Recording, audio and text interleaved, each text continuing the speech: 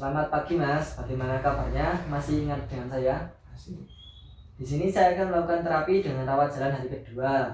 Bagaimana perasaan Mas hari ini? Ya, cukup senang. Apakah teknik yang saya ajarkan kemarin sudah dipraktekkan? Sudah.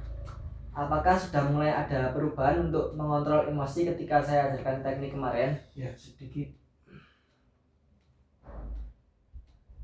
Sejauh apa Mas bisa melakukan teknik nafas dalam yang sudah saya ajarkan sebelumnya? 1 kali sehari saya lakukan. Apakah Mas bersedia melakukan teknik yang sudah saya ajarkan ketika emosi sedang tidak stabil? Ya. Saya lihat Mas sudah mulai mampu mengulang kembali teknik yang saya ajarkan sehingga sudah ada sedikit kemajuan dalam mengendalikan emosi. Baik Mas, untuk hari ini saya akan melakukan terapi teknik memukul bantal. Untuk waktunya bagaimana jika 10-15 menit?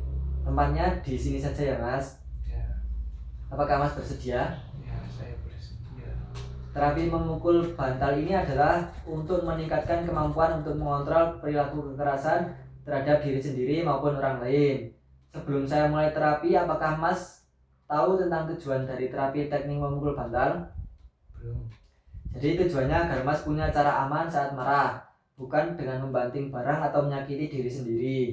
Kalau ada yang menyebabkan Mas marah dan muncul perasaan kesal, selain nafas dalam, Mas dapat memukul bantal.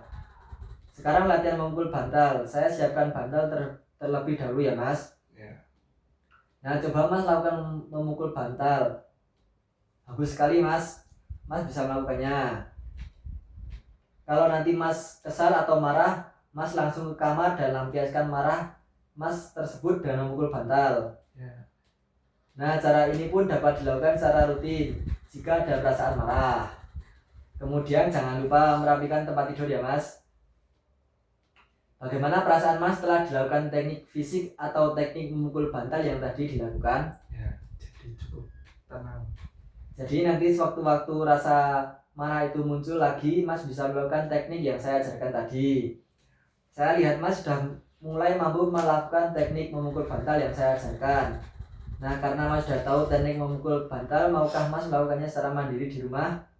Ya, tidak di rumah sakit, Mas. Ya, di rumah sakit juga bisa.